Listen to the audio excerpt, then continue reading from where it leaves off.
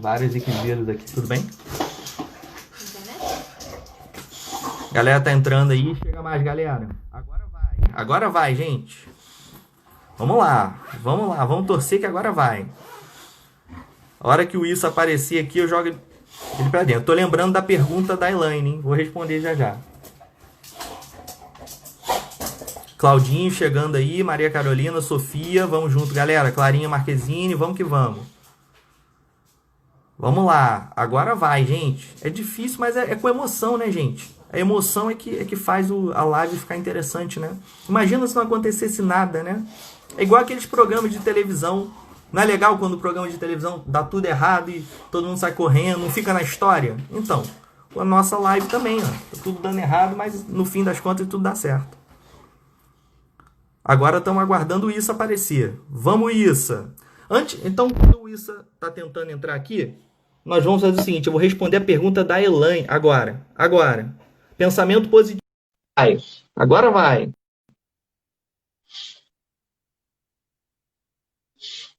Gente, agora. Conseguimos. Gente, cadê o Issa? Mas foi. Pô, demorou, mas foi. Tá dando pra ouvir? Tá dando pra ouvir direitinho dessa vez? Pô, agora tá perfeito. Profissa. Perfeito. Meu Deus. Quase que deu problema. Mas foi com emoção, como você estava falando aí, com emoção. Quem sabe faz ao vivo, Issa. Deixa eu só responder a perguntinha da Elaine antes que eu me esqueça. Que foi nessa confusão toda, a Elaine deixou uma pergunta que eu já nem sei mais se eu lembro. Mas eu vou responder a pergunta da Elaine, aí eu jogo para você falar, porque eu tô falando, agora é a sua vez. Ó, tá todo mundo te ouvindo bem, tá todo mundo te vendo bem, sensacional. É isso mesmo. Que bom. A pergunta da Elaine foi o seguinte: o que você acha da questão da volta às aulas, né? Então, primeiro, eu queria trazer algumas coisas que são fundamentais para a gente entender no dia de hoje, tá? Olha só o que o Bolsonaro conseguiu fazer na situação mais crítica que a gente está vivendo. O Bolsonaro, ele vetou uma lei que previa, prestem atenção todos vocês, uso de máscaras nas escolas, nos comércios, nos templos e, pior, distribuição de máscaras para aqueles que mais precisam. Gente, além de tudo que ele já fez, ele consegue superar. Quando você fala assim, olha, não tem como piorar, não tem como ele criar nada pior do que isso, ele consegue. Então, olha a gravidade disso. As pessoas estão agora estudando no Congresso, para tentar barrar essa medida. Porque é mais um absurdo. Aí, para concluir, passar por isso, que o Issa até agora ficou mais tempo fora da live do que dentro. Para eu concluir, deixar o Issa falar. O que é fundamental a gente entender? O Crivella disse hoje, no Rio de Janeiro, ele deu entrevista hoje. Gente, como é que pode? Eu fico perplexo. Eu conto para vocês, mas eu mesmo fico perplexo. O Crivella disse, numa entrevista, que ele ainda bota Deus no meio. Ele fala assim, graças a Deus, as crianças não se contaminam. Ele usou um outro termo que eu anotei aqui. As crianças são imunes. Ele falou, graças a Deus, as crianças são imunes. Então, nós podemos abrir as escolas. Gente, isso é um absurdo. Não existe um especialista, um cientista, um estudioso, um médico infectologista que diz que as crianças são imunes. Não! As crianças, elas têm uma tendência a serem assintomáticas. Que é mais grave ainda. Porque aí você bota todo mundo na escola, uma criança contamina a outra, ela chega em casa assintomática e contamina pai, contamina avô, contamina funcionário, contamina professor, contamina secretária, porque não tem como saber se a criança tem ou não tem. É mais grave ainda ser assintomática. É mais grave ainda. E esses governantes, a gente está com governantes que estão com a cabeça na Idade Média. E aí, respondendo a Elaine, não tem condição de voltar numa situação dessa. O Rio de Janeiro, para vocês terem ideia aqui, o Rio de Janeiro bateu 10 mil mortes. 10 mil mortes. Não tem a menor condição de se voltar com nada no Rio de Janeiro. Isso, já falei demais. Você ficou tanto tempo fora. Fala você, meu garoto. É isso, então. Depois eu volto na questão do ministro, ainda tem umas coisinhas para falar, tanto do velho quanto do novo. Mas eu acho que sobre isso a gente está vendo aqui, até na nossa cidade mesmo, né, com essa mesmo que gradual, mesmo que em alguns pontos planejada, está fazendo com que a curva cresça cada dia mais. Né? As pessoas estão morrendo cada vez mais aqui na nossa cidade, infelizmente, por um plano de flexibilização do isolamento. Não está na hora de flexibilizar. A curva continua subindo, né? E as escolas, como você falou, essas crianças vão, como você falou, contaminar, mesmo que elas sejam assintomáticas, vão contaminar outra coisa. Vão ter que pegar ônibus, porque não é todo mundo que tem carro. A maior parte das crianças, inclusive de escola pública, não tem um carro. Vão lotar os ônibus. Transporte público vai ficar cada vez mais lotado. Já está lotado. Se a gente for hoje olhar na rua, os transportes públicos estão lotados.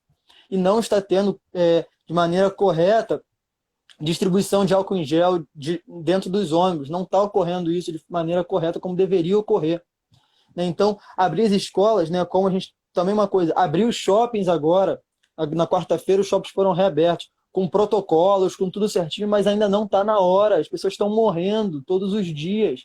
Né? E como eu falei, até numa publicação que teve aqui de uma página aí que tem notícias de Niterói, eu publiquei, daqui a pouco vão estar querendo abrir escola. E é o que a gente vai ver daqui a pouco. Vão estar querendo abrir as escolas.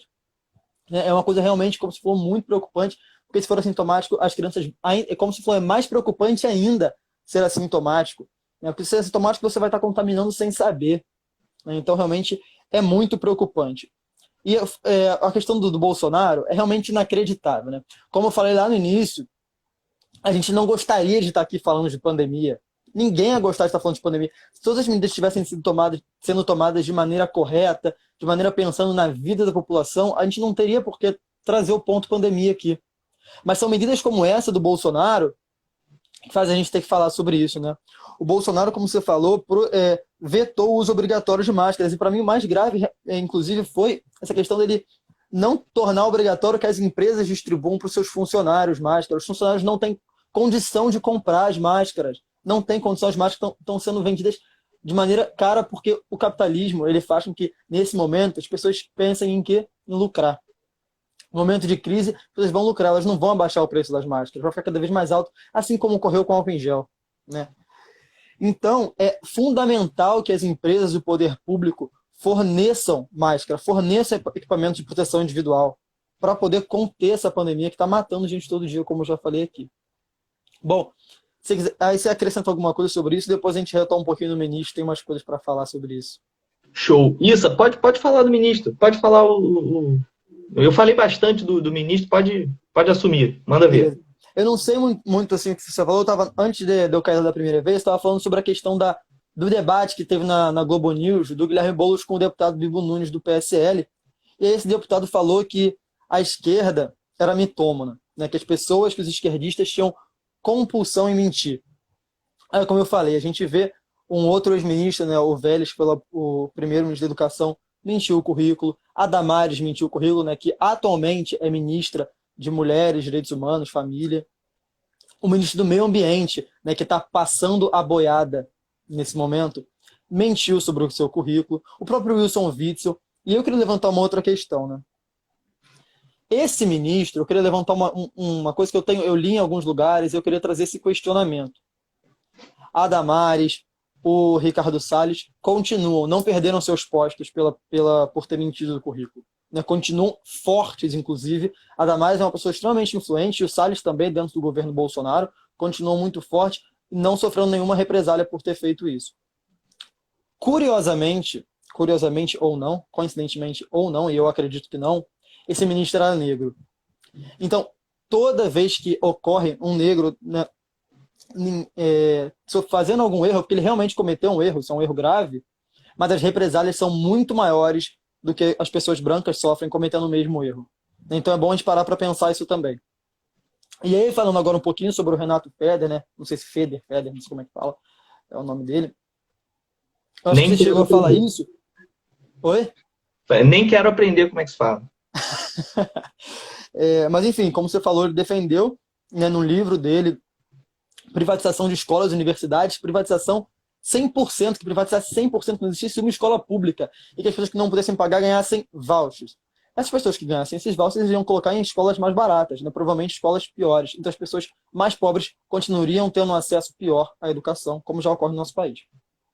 E ele também é um defensor do Estado mínimo. Eu queria saber se hoje, durante a pandemia, ele continua defendendo o Estado mínimo, né? Também é uma coisa que eu queria, se eu pudesse perguntar a esse ministro novo. E o Bolsonaro, ele está agora, né, cada vez mais buscando uma aproximação com o Centrão, porque a própria base antes aliada dele está cada vez mais se afastando do governo. Ele está sofrendo diversos, né, pedidos de impeachment, já foram protocolados lá na Câmara, não precisam ser aprovados ou não pelo presidente da Câmara, né, que possa botar isso em pauta.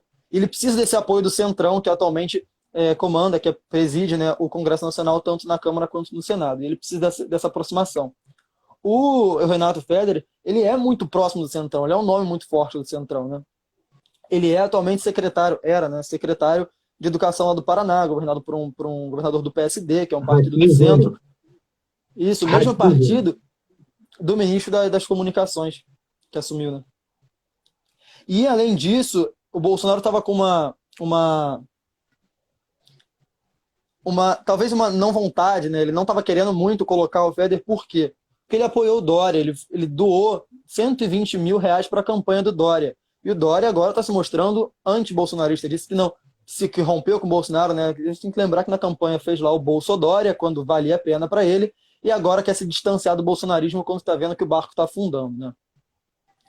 Então acho que é mais ou menos isso, queria falar dos ministros. O Bolsonaro, ele, nesse momento, ele está justamente fazendo essa avaliação, né, essa compensação, esse trade-off, digamos, para saber para onde ele vai. Ele abraça de vez o Centrão ou ele ainda mantém os compromissos com a ala que eles chamam de ala ideológica, né? Então, a briga é essa. A discussão que parte do eleitorado que apoia ele quer um ministro mais radical. Mas, ao mesmo tempo, para ele agradar o Centrão, tem que ser alguém do empresariado, tem que ser alguém que vai vender as universidades, tem que ser alguém que vai vender as escolas, porque esses caras precisam lucrar. Então, parte do empresariado brasileiro não tem compromisso nenhum com a democracia. O compromisso deles é com o lucro deles, é com o número que chega lá no final do mês ali na empresa. Se o número está de acordo com o que eles acreditam, eles jogam a democracia para o espaço, como já jogaram ao longo da nossa história. Ao longo da nossa história, muitos mega empresários já jogaram a democracia para o alto sem problema nenhum. E essa é a discussão que está tendo hoje, inclusive internamente, inclusive dentro do governo, há essa briga, né? Esse duelo. E grande parte do empresariado não só se demonstra não se importar com a democracia, mas a gente vê nesse momento cada vez mais que não se importam com a vida do ser humano, né? Nesse momento que eles só se importam com o lucro das empresas, né? Não estão nem aí para quantas pessoas vão morrer, né? Esse prefeito aí dessa cidade, não sei nem de onde que falou que vai morrer quantas pessoas tiverem que morrer, foi alguma coisa assim que ele falou, né? Para justificar a reabertura do comércio. Então, é uma política baseada no lucro e cagando, né? Desculpa o termo, mas não se importando com a vida humana, né? Então, realmente é muito complicado. E é curioso o seguinte, a gente tem o exemplo daqueles dois empresários que fizeram um vídeo e foram muito criticados pelos vídeos, com razão, né? Foi o cara do Madeiro e o que o pessoal chama de velho da van, né? Os dois fizeram vídeos e tal. Agora é curioso reconhecer o seguinte, você tem um monte de empresário que pensa exatamente como eles pensam. Um monte. Só que eles ainda foram autênticos de botar a cara para fazer um vídeo e aparecer na internet, para serem criticados. Agora, outros não. Outros estão quietos, mas têm o mesmo pensamento. O pensamento do cara é um número. É o número que vai aparecer ali. Se o número bateu no final do mês, meu amigo, ele não está nem aí. Ele não está nem aí com o que está acontecendo à volta dele, tanto com o número de morte, tanto com a situação do país como um todo e com a democracia. Então, aí que se lixe mesmo, tá? Eles não estão nem aí para a democracia. Então, acho que esses pontos... Isso entra muito bem com o próximo tema que a gente vai abordar agora, né? Abordar agora. Esse próximo tema que a gente vai abordar já encaixa completamente nessa questão que você está falando das empresas se importarem com o lucro. Sensacional. Gente, o nosso próximo tema é a questão dos entregadores de aplicativo. Essa é uma discussão muito importante, pessoal. Na quarta-feira, houve o break dos aplicativos. Vocês devem ter visto isso na internet. Então, a gente combinou, todo mundo combinou, de não fazer nenhum pedido na quarta-feira. E o movimento foi bacana, o movimento deu certo. Agora, a gente precisa entender, primeiro, O que está acontecendo com essas pessoas? Né? Então, fazendo uma introdução, para já passar para o ISA, a gente precisa entender o seguinte. Em média, um entregador ganha R$ 1 por quilômetro rodado. Só para vocês entenderem isso. Um trabalhador que faz entrega de refeições de bicicleta, se ele pedala 10 quilômetros por dia, significa que ele leva para casa R$ 10, sem os custos de manutenção da bicicleta dele. Ah, a correia arrebentou, ele paga do bolso dele. Ah, o pneu furou, paga do bolso dele. Ah, qualquer coisa que aconteceu com a bike dele, paga do bolso dele. Então ele leva R$ 10. Não precisa ser muito bom de conta para a gente já rapidamente imaginar o seguinte: se ele leva R$ 10 por dia, ao longo de 30 dias, supondo que ele não descanse nem um dia, tá? Ele não vai descansar nem um dia. Ao longo de 30 dias, ele ganha R$ 300 no mês, R$ 300 no mês, sendo que ele paga os custos com a bicicleta dele e com a alimentação dele. Porque ele vai rodar 10 quilômetros, ele precisa comer no meio do caminho alguma coisa. Então, os valores são muito baixos. Aí alguém vira para mim e fala assim, Túlio, mas se ele quiser, ele pode pedalar mais. Aí já entra a questão da dignidade. Mas ele pode. Se ele quiser pedalar 20 quilômetros por dia, ele vai a R$ 600. Mas eu acho que a pergunta principal, Issa, que a gente tem que fazer nesse momento, e que todo mundo que está assistindo a gente tem que fazer nesse momento, é uma pergunta oposta ao que me fizeram. Eu vou antes contar a pergunta que me fizeram no Twitter. Né? Alguém entrou no meu Twitter e falou assim, Túlio, você está aí defendendo direitos para os entregadores, né? Falei, tô. E aí perguntaram assim, e de onde vem o dinheiro?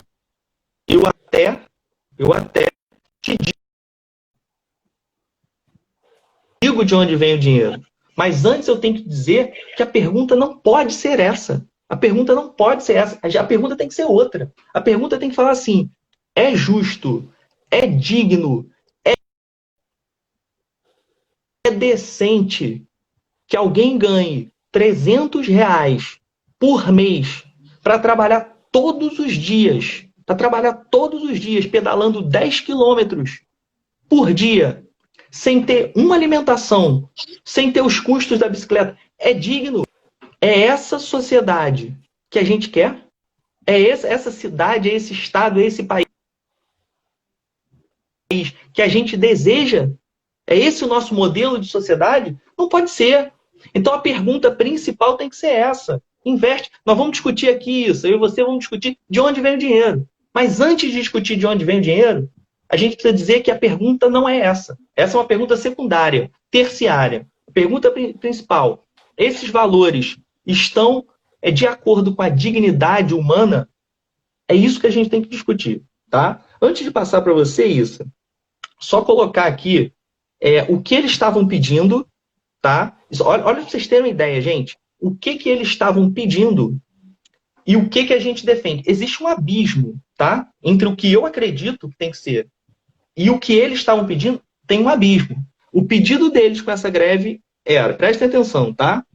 Vale refeição, o aumento do valor mínimo por entrega, o aumento do valor por entrega, tá? Por quilômetro, aumento do valor por quilômetro, seguro de vida, porque se o cara morre numa batida dessa, um abraço à família do cara, oi, tudo bem? Recebe só uma ligação, adeus. Acidente ou roubo, seguro de vida, nem isso, nem ligação. Seguro de vida é contra acidente e contra roubo, porque o cara no meio do caminho pode perder a bicicleta dele, pode perder a moto dele. E fornecimento, olha isso, gente, fornecimento de equipamentos de proteção individual. Gente, o que eles estão pedindo é muito pouco. Esse debate nem tinha que acontecer, tá? Agora, antes de passar por isso, eu vou dizer o que eu acho que tem que ter todos os trabalhadores, tá? Todo trabalhador tem que ter férias remuneradas, 13º, vale refeição, multa rescisória. Então, tudo aquilo que a CLT dá de proteção, a gente tem que lutar para que todo trabalhador tenha. Salário tem que ter salário mínimo. Não dá para ganhar R$ 300. O salário mínimo do país é R$ 1.000. Nenhum trabalhador vai para a rua trabalhar ganhando menos de R$ 1.000.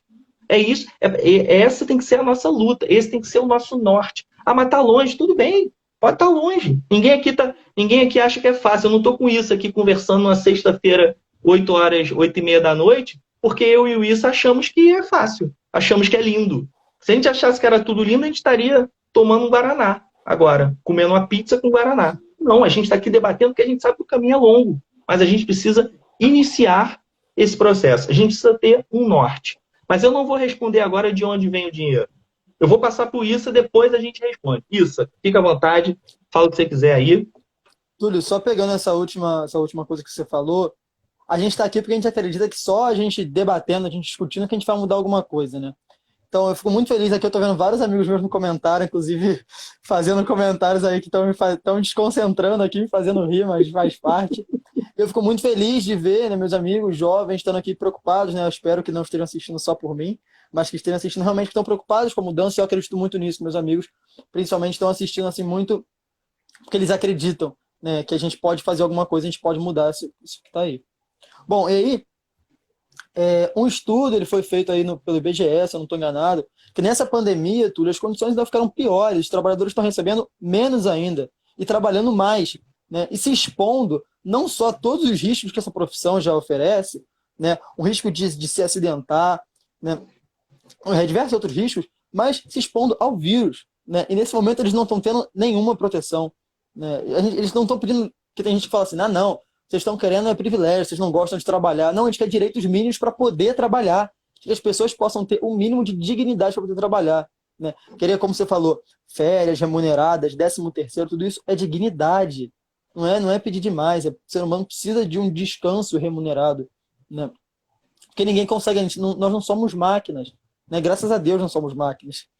Bom, e aí uma coisa que a questão dessa precarização dos direitos trabalhistas, né, no país não é por acaso, isso é um projeto muito fácil de entender. Quanto menos direito a empresa dá, mais ela lucra. Ponto. É isso. É muito simples de entender. Né? A gente não precisa ser nenhum expert em economia para entender isso. Né? Então, isso faz parte de um projeto do grande empresariado, junto com um projeto de diversos políticos no país que aprovaram agora, né, no ano passado, se eu não estou enganado, no ano retrasado, ou foi antes até, desculpa, não sei exatamente a data, mas aprovaram uma reforma trabalhista que 2017. acaba, 2017, que acaba com os direitos dos trabalhadores, né? Eu sou péssimo com data, péssimo. Eu também. Bom, eu sou horrível.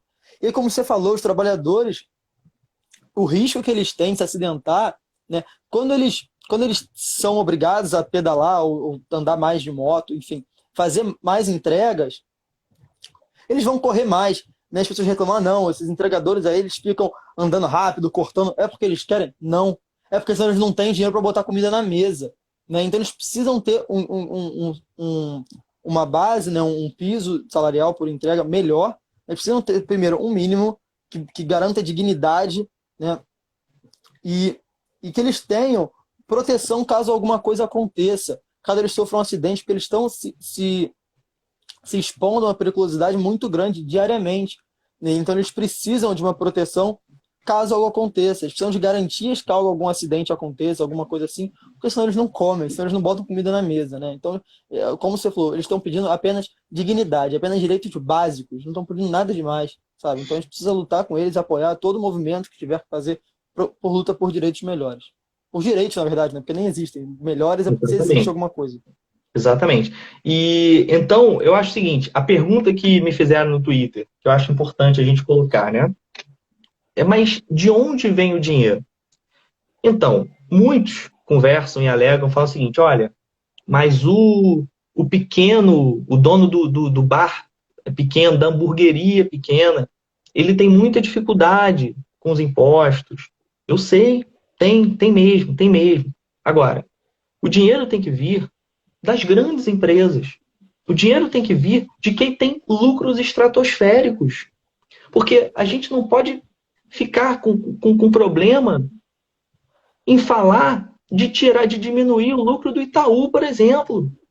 Gente, a gente está na casa, falando aqui na casa de bilhões por ano.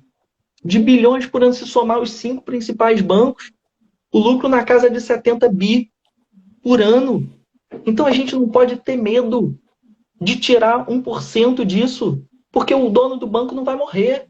Agora tem gente morrendo aqui. o entregador pode morrer.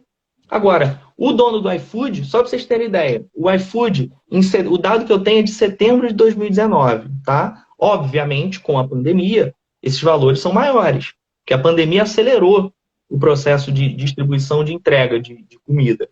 Nós temos o dado de 22 milhões de entregas no Brasil em setembro de 2019, sendo que dizem por aí que tem um aumento de 150%. Vamos botar aí na casa de, sei lá, 35 milhões, 40 milhões de entrega por mês, de entregas por mês.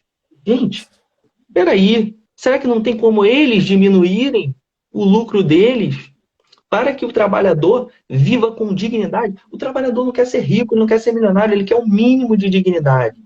Férias remuneradas é um mínimo de dignidade. E só para a gente entender de onde vem férias remuneradas. Eu já ouvi isso também daqueles mesmos amigos que propuseram o ensino pelo YouTube. Eu já ouvi o cara falar o seguinte: férias remuneradas? Ué, se você não vai para a empresa não pode te pagar. Tem que entender que era assim. Antes das lutas, né? Era exatamente assim. Então já foi desse jeito. Já foi sem férias remuneradas. E qual foi o resultado? O resultado é que o sistema ia explodir. Porque o trabalhador não aguentava mais. O trabalhador ia de segunda a domingo, ele não tinha um segundo em casa com a família, com o filho. E aí a vida era horrorosa. Era triste. E aí as pessoas não aguentavam. Não aguentavam, jogavam tudo pro alto. E aí o próprio sistema capitalista se adaptou e criou o bem-estar social. O estado de bem-estar social é uma resposta à luta dos trabalhadores. E aí criaram a ideia de, não, vamos dar condições dignas para o trabalhador, porque senão o trabalhador não vai aguentar. E de onde se tirou? Tira um pouquinho do lucro. Tira um pouquinho do lucro para que o trabalhador não seja moído. O Darcy Ribeiro, isso, acho que vale a pena, você que é um cara que gosta muito de ler, vale a pena você ler Darcy Ribeiro. Darcy Ribeiro dizia o seguinte: o Brasil sempre foi uma máquina de moer gente.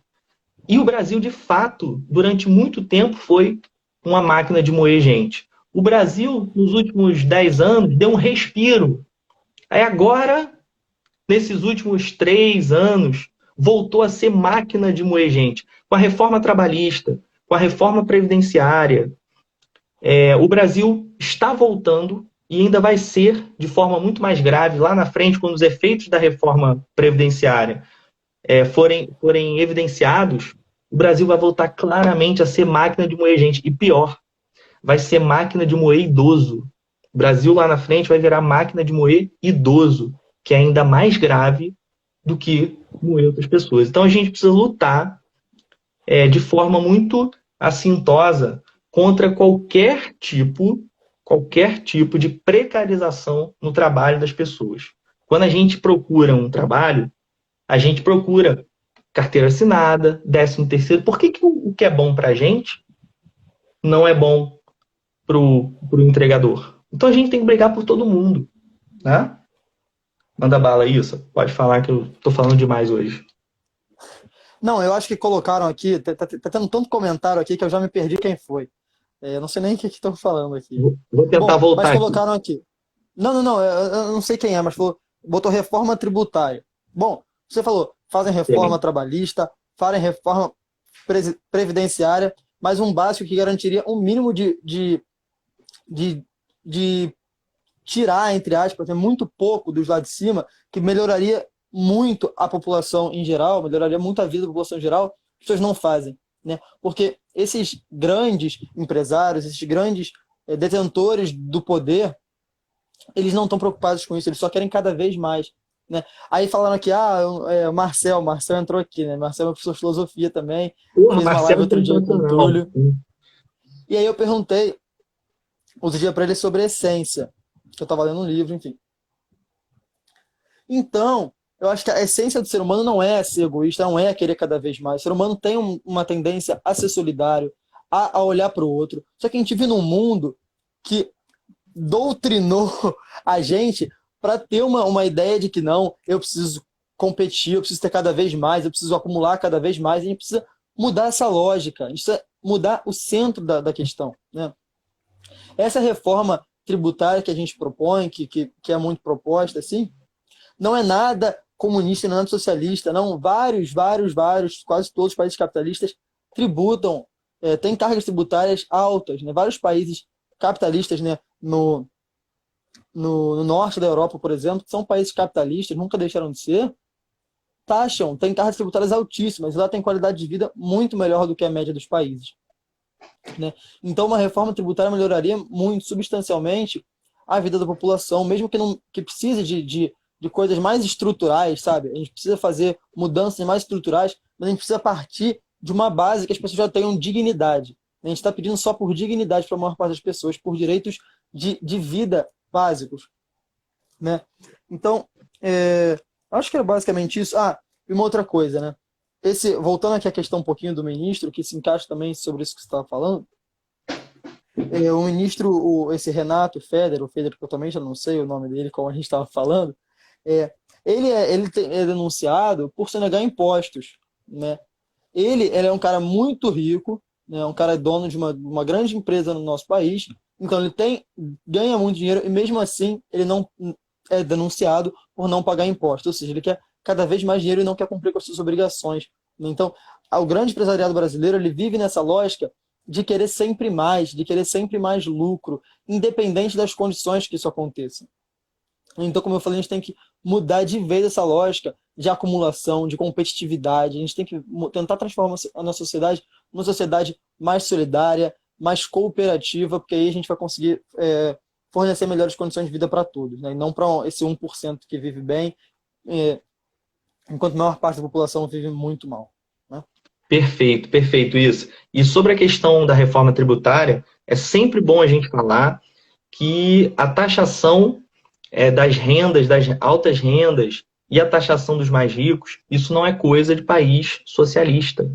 Não é de forma nenhuma, tá? Países capitalistas fazem isso para fazer um reordenamento de recursos. Os recursos vão de quem tem muito para quem tem pouco, para que as pessoas que têm poucos recursos possam viver de forma melhor. E isso é bom para todo mundo. Eu estava discutindo isso numa live que eu estava fazendo.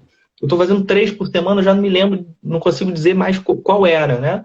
Mas uma live que é justamente isso. A gente está falando sobre a população em situação de rua. Então, fazer com que nós não tenhamos população em situação de rua em Niterói, fazer com que as pessoas tenham as suas casas, fazer com que as pessoas tenham um local digno, um trabalho digno, é dever de todo mundo. A preocupação não é só delas, a preocupação é de todo mundo, que quando você vive num local onde as pessoas estão bem, onde todos estão bem, você vive num local muito melhor, muito melhor. E é isso que eles fazem lá fora. Lá fora, os grandes empresários, eles com orgulho pagam mais impostos, porque eles sabem que esses impostos vão ser revertidos em educação de qualidade para todos. Então é um processo. Aqui não, aqui Isso infelizmente... retorna para o próprio empresário, né? Exatamente. Acaba retornando para o próprio empresário, né? Exatamente. Eles trabalham com Mas esse aqui retorno. Eles querem um o retorno para empresariado, eles. o empresariado brasileiro, ele acha que pagar não vai trazer retorno, que o negócio é só ter lucro, lucro, lucro, lucro, e não importa o que isso vai causar na população, né? Então, como você falou, quando os impostos são devidamente empregados, onde devem ser, na educação, na saúde, na moradia, né? Como você falou, pessoas em situação de rua, gente, isso é desumano. A gente não pode normalizar isso. Não pode. A gente vive numa sociedade que fez com que a gente normalizasse situações assim. Normalizar as pessoas em extrema pobreza, normalizar as pessoas morando em rua, normalizar as pessoas passando fome. Isso não é normal. A gente não pode achar que isso é normal e não pode se acomodar com isso, né? Já acho que as pessoas...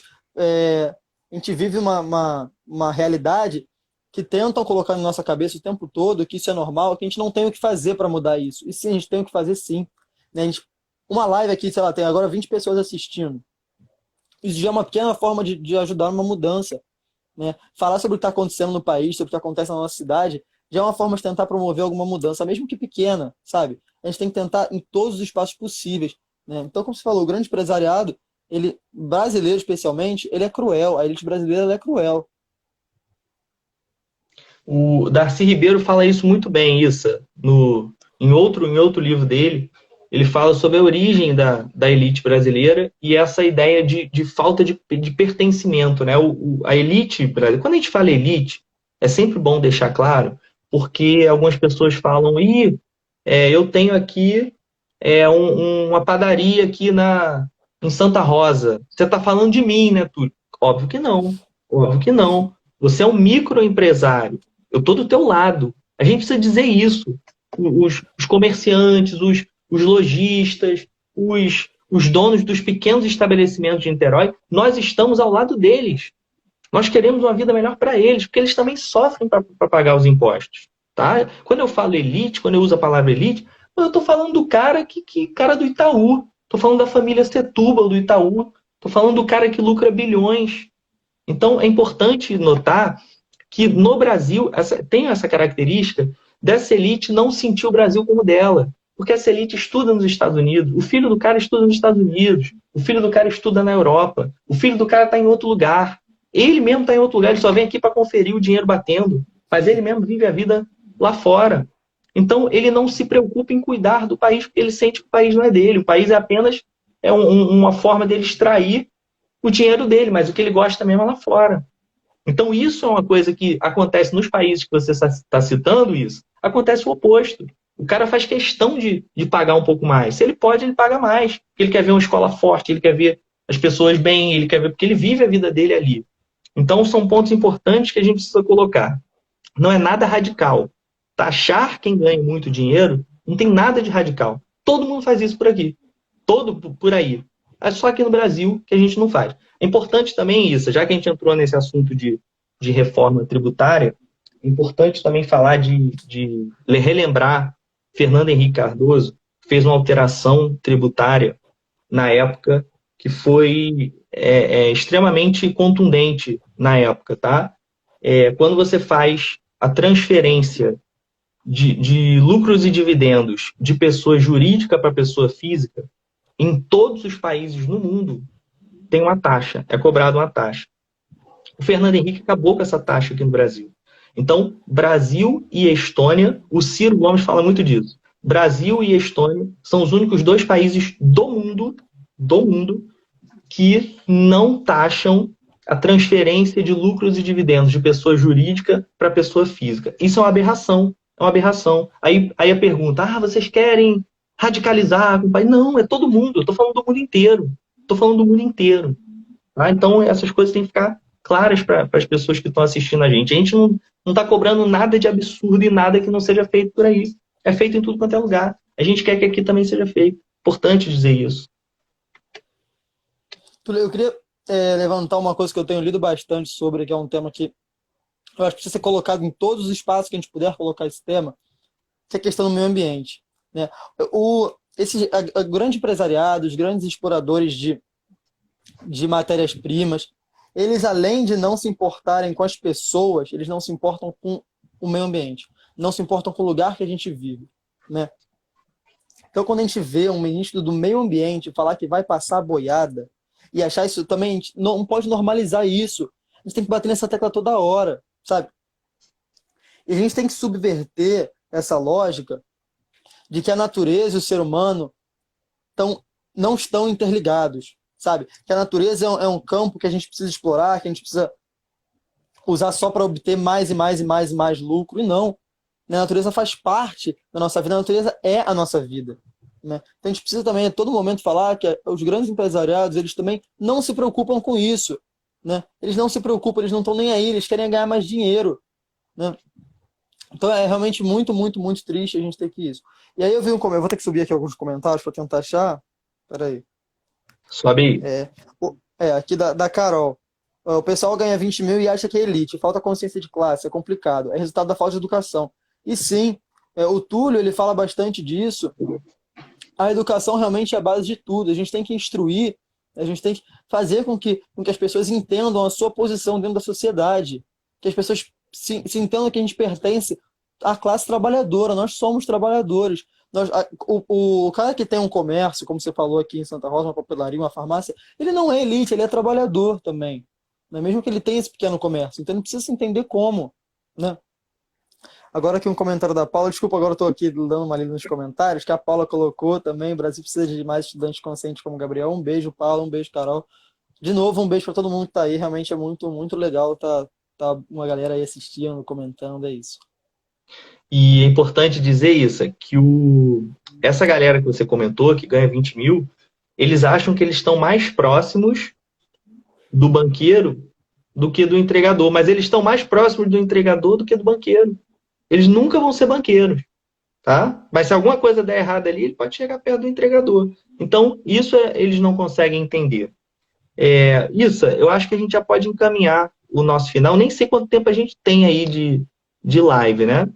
Mas Eu não eu sei acho como que começou, nós temos porque que a gente voltar fez depois, uns acho que ainda 10 tem mais um minutos antes, tempo. né? E a galera acho que já É, está aos poucos, já está diminuindo nosso público. Cara, eu sim, queria acho que já está há dizer, bastante tempo mesmo.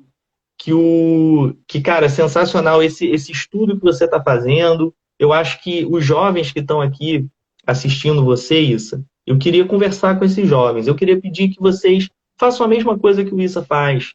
Estudem os conteúdos, tá? O estudo que a gente faz, por exemplo, em sala de aula, matemática, física, química, história, geografia, etc., sociologia, filosofia, redação, é tudo muito legal. Estou tentando não esquecer nada do português, é tudo muito legal e é tudo bacana.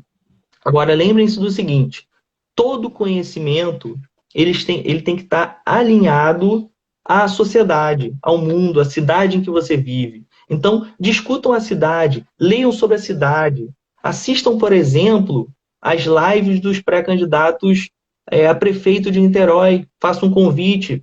O meu candidato a prefeito, meu pré-candidato a prefeito, e o pré-candidato do ISSA também, que é o Flávio Serafini, estará na segunda-feira, às 3 horas, dando uma entrevista ao vivo para o Sidney Rezende.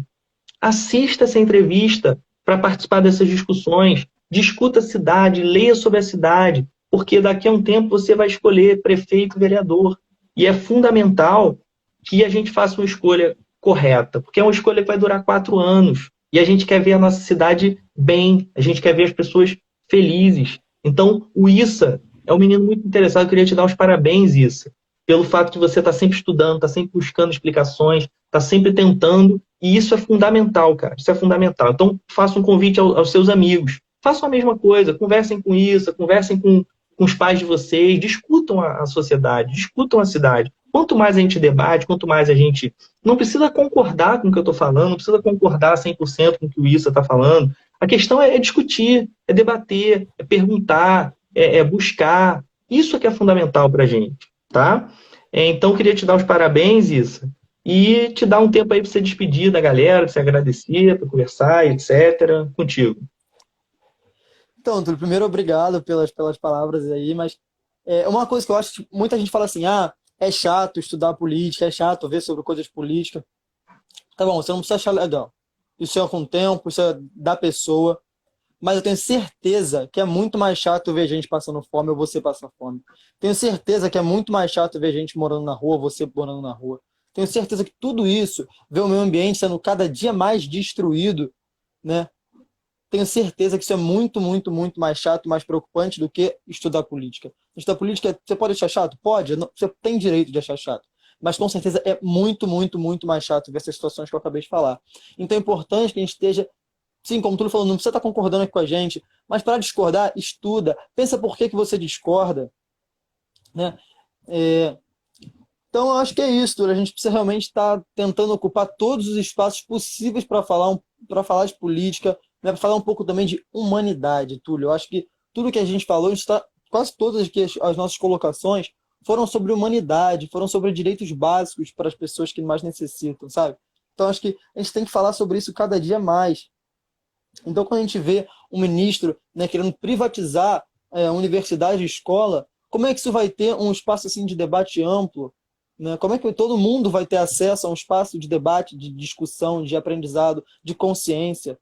Não tem como, porque se todo mundo não tiver acesso a isso, não tem como. Então, acho que a gente tem que sim estar ocupando todos os espaços, fazendo aqui as lives. Agora, nesse momento de pandemia, nossa única forma de diálogo aqui pelas redes sociais. Então, vamos para as redes sociais, vamos falar disso para tentar mudar alguma coisa nesse país e no mundo.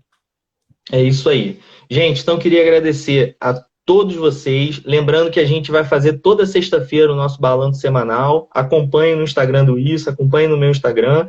E a gente vai sempre conversando e sempre falando de coisas diferentes. Toda semana a gente fala de coisas diferentes. Beleza? Então, gente, muito obrigado pela audiência de vocês. Um super beijo. Issa, tamo junto. Um beijo, galera. Valeu, Tulião, tamo Boa junto. Um abraço aí sexta-feira pra aí. todo mundo que ficou Sextou. assistindo aí a gente. Sextou. Valeu. Tchau, Beijo, tchau. gente.